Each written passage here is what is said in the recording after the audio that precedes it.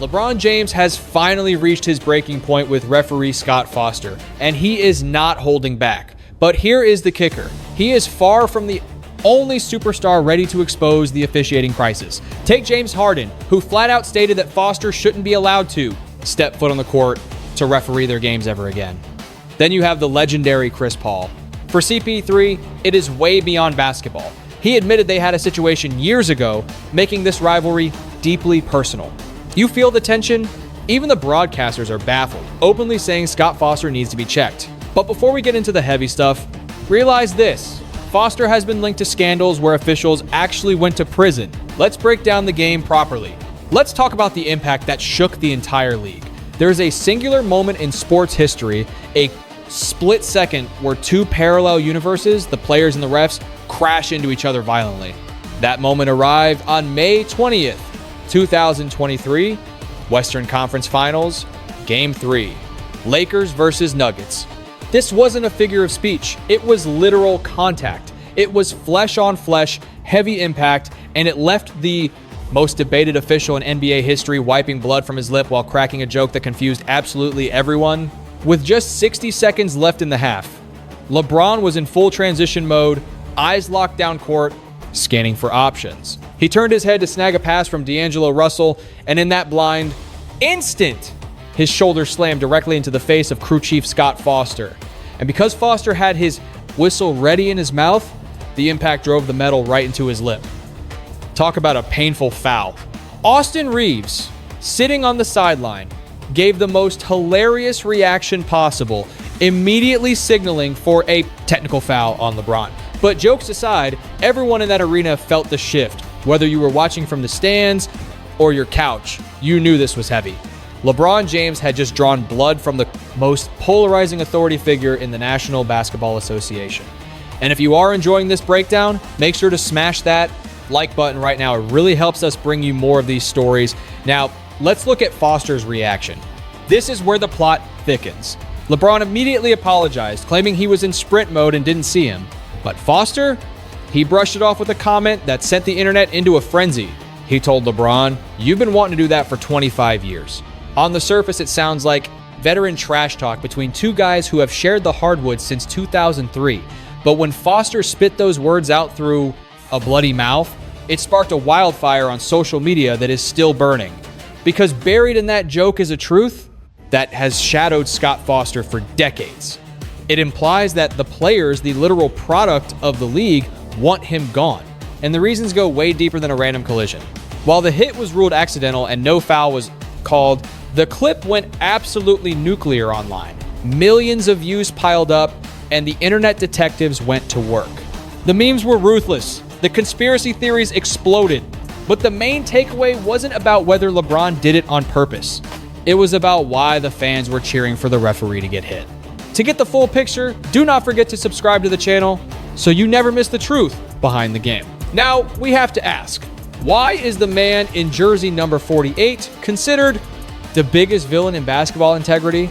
Foster entered the league back in the 94-95 season. His resume is massive. By the start of the 2024-25 season, he had called 1,670 regular season games. He has worked over 260 playoff matchups and 26 NBA Finals games. He is literally the most experienced postseason referee active today. If you look at it from the corporate side, Scott Foster is the go-to guy. The NBA trusts him with the highest stakes moments, but the narrative completely falls apart when you talk to the actual athletes. The guys whose blood, sweat, and talent generate the billions of dollars tell a dark story. In anonymous polls by major outlets like The Athletic in 2023, Foster was voted the absolute worst referee. He didn't just win the category, he dominated it. Over 25% of the players surveyed named him the problem. So when you see LeBron crashing into Foster, it stops looking like an accident and starts looking like karma.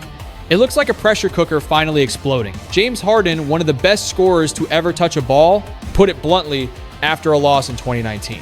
He didn't mince words about Scott Foster. He made it clear that this guy is rude, arrogant, and frankly, bad for the sport. Harden summed up what every fan has been thinking for years. I usually keep my mouth shut about the refs, but this is just plain arrogance.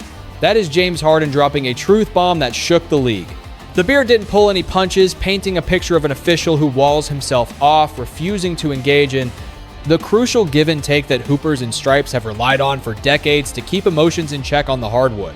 When you get stonewalled for 48 minutes straight, tension boils over. Harden asked the million-dollar question: how are you supposed to build any rapport when the other side won't even acknowledge you exist? Then, he crossed a line you rarely see crossed in the big leagues, calling for a specific referee to be banned from his squad's matchups. He laid it out plain and simple. I don't think he should be able to officiate our games anymore. And hey, if you're enjoying this deep dive into the NBA Zebra drama, smash that like button. Harden isn't solo on this island. Chris Paul, Paul Pierce, Kyle Lowry, Dame Lillard, even Rudy Gobert joined the chat. The roster of legends throwing shade at Scott Foster looks like a first ballot Hall of Fame class. Remember 2024? Gobert got hit with a $100,000 fine for rubbing his fingers together. The universal sign for the fix is in.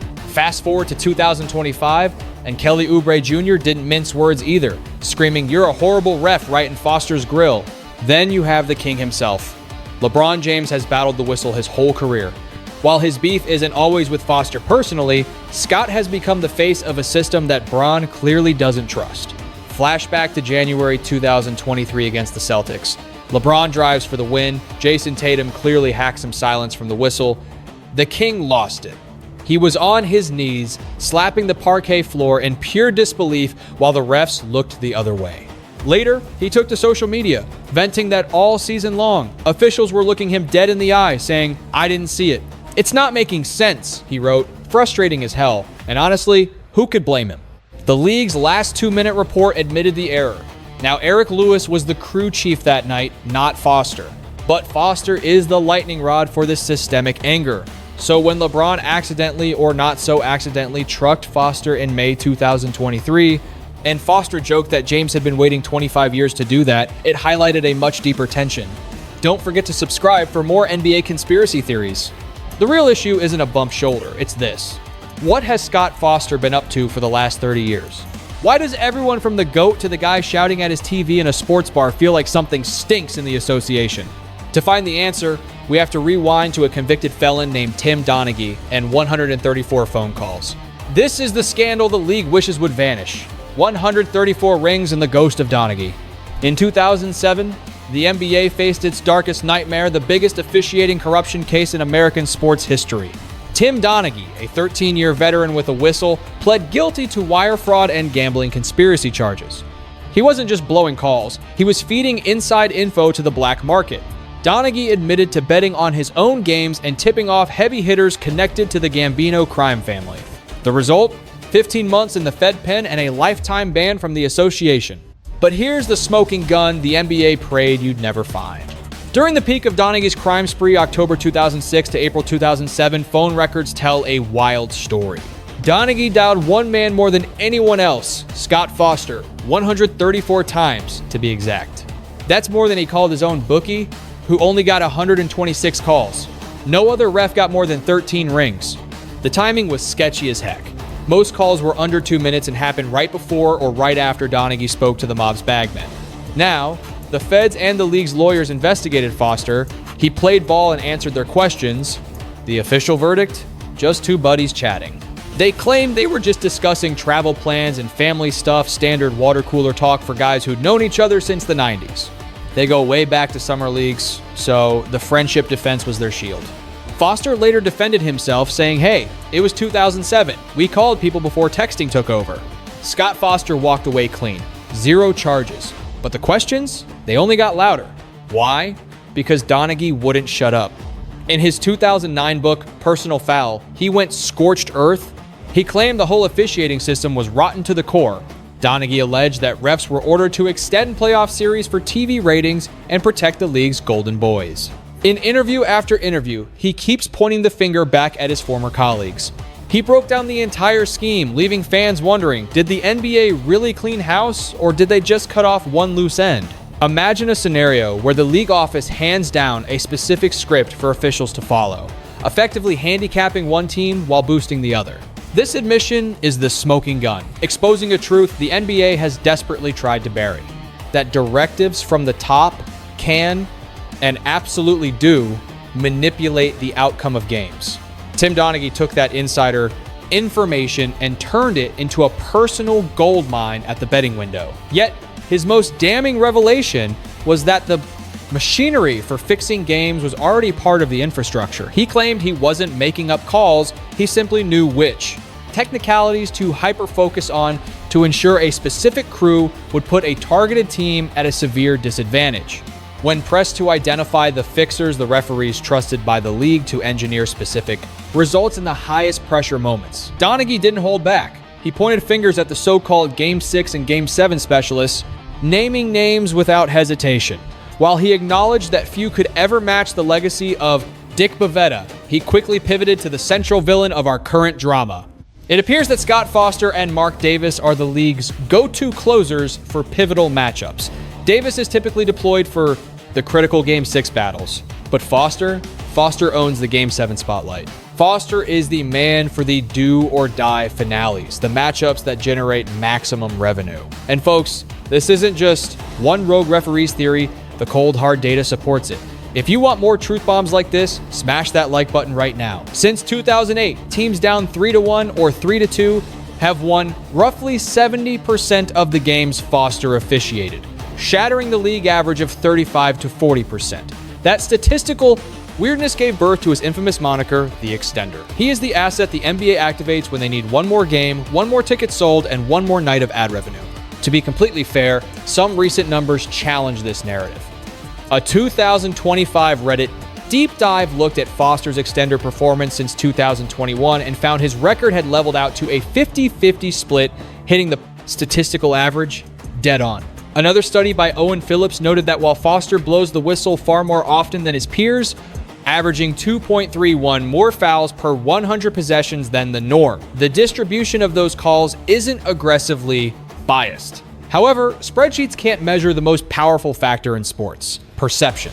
And in the NBA, reputation is reality. When a legend like Rasheed Wallace, a champion and four-time All-Star, goes on a podcast and explicitly labels Scott Foster a cheater, that isn't a math error, that is a war story. Wallace broke it down on the Underdog NBA show, describing how refs conspire against specific players, branding Foster a company man, and accusing him of being the league's primary tool for manufacturing desired results. Then, we have the feud that defines Foster's legacy more than any whistle ever could, his open warfare with Chris Paul. Paul's teams have gone a dismal 3-17 in Foster's 1950. Playoff battles with Foster on the court, including a mind-boggling streak of 13 straight losses. Paul's win percentage without Foster is a solid 564. With him, it crashes to 105. And Paul is done staying silent.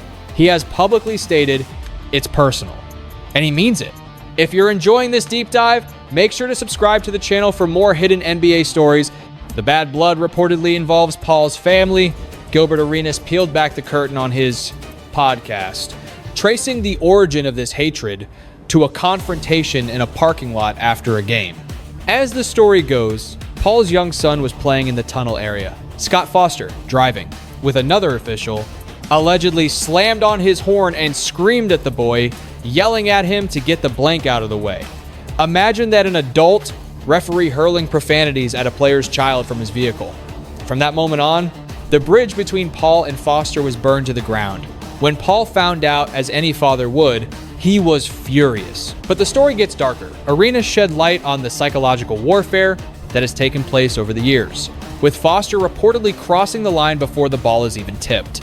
Arenas revealed that prior to massive playoff games, Foster would allegedly taunt Paul about his terrible record in matchups that Foster was officiating. Picture the scene. A referee walking up to a star player and saying, "Hey, you know you haven't won a single closeout game against me."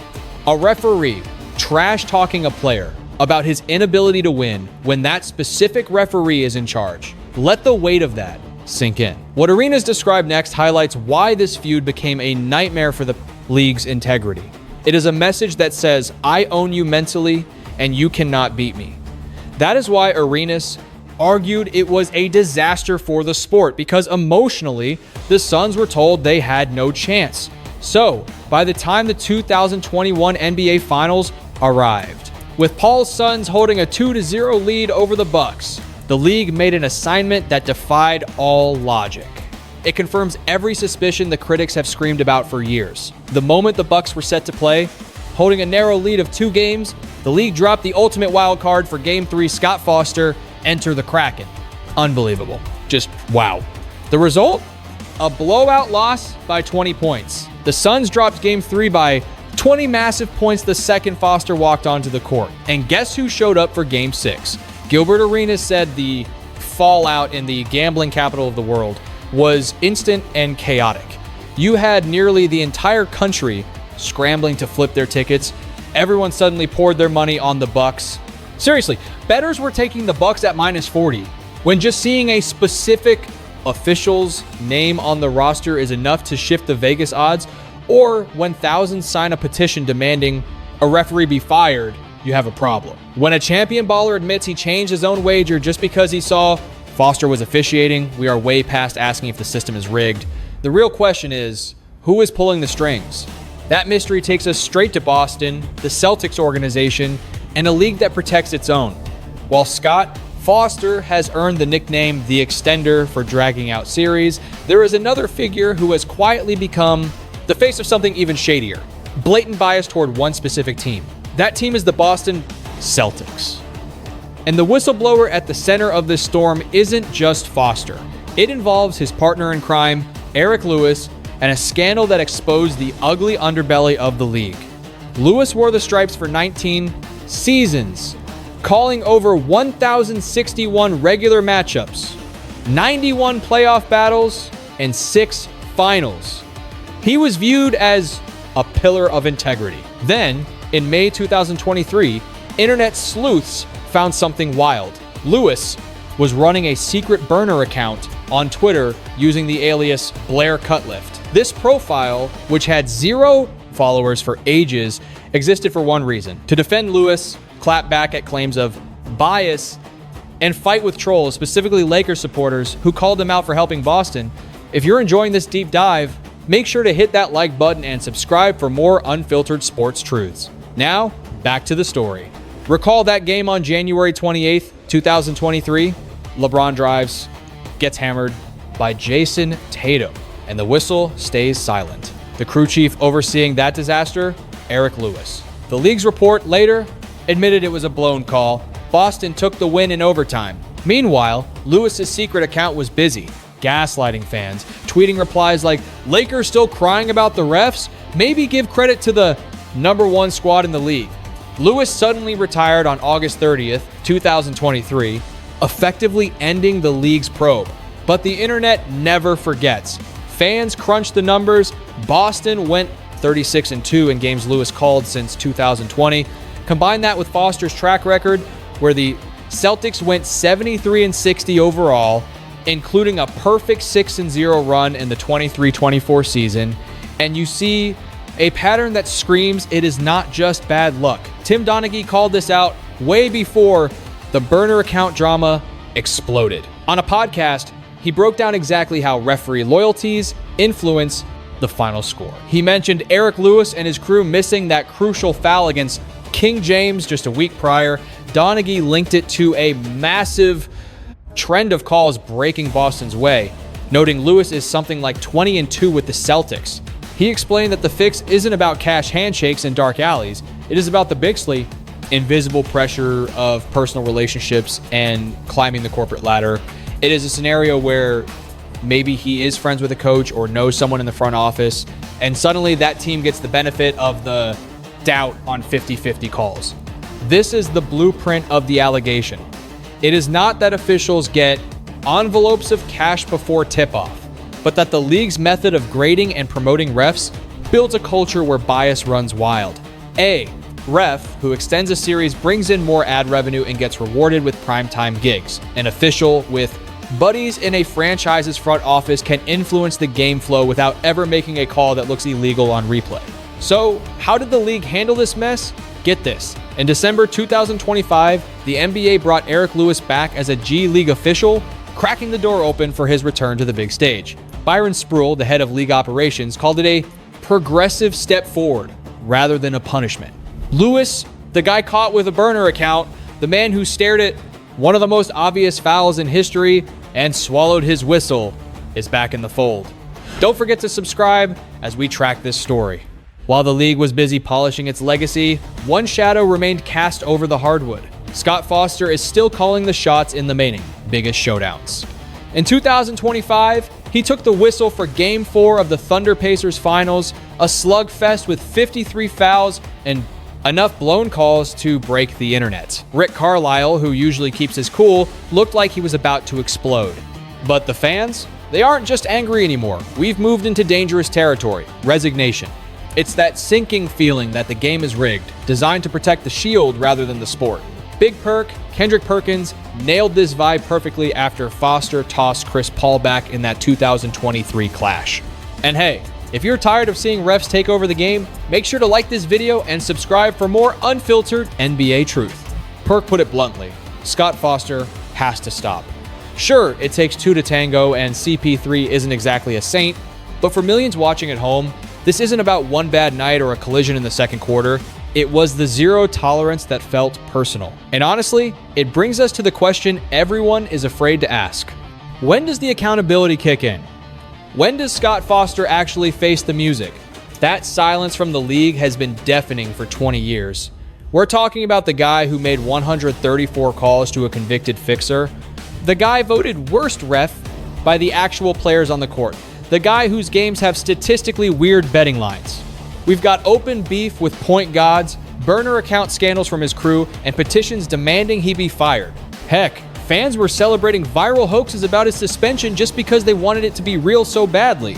Yet, through all the noise, Scott Foster remains untouchable. And that right there is the scariest part. It's not just about corruption, it's about the NBA's paralyzing fear. It doesn't matter if Foster is dirty or clean anymore. What matters is that the machinery keeping him employed has lost the locker room, the stands, and the trust of the pursed. People who pay the bills. Even the king himself isn't immune. Remember that warm May night in Los Angeles? LeBron James, the face of the league, ran full steam into that system and quite literally drew blood. Gilbert Arenas broke down the league's nightmare scenario perfectly. They've backed themselves into a corner. They want to pretend everything is fine, but here's the trap. If they penalize Foster now, they admit defeat. If they bench him, they're basically saying Chris Paul was right all along. And we all know that's a can of worms they don't want to open. If the NBA removes Foster, they validate 2 decades of conspiracy theories. If they keep him, the noise just gets louder. And caught in the crossfire is LeBron. He's never explicitly called Foster corrupt, but his career has been haunted by these same officiating controversies. When Braun crashed into Foster, it did something 1,000 petitions couldn't do. It forced the world to stare at the problem. Now that the spotlight is on, the question isn't about Foster's job security. It's about the NBA's integrity. Can the league actually police itself? Because until they do, every whistle in the playoffs comes with an asterisk. And trust me, that asterisk isn't fading away.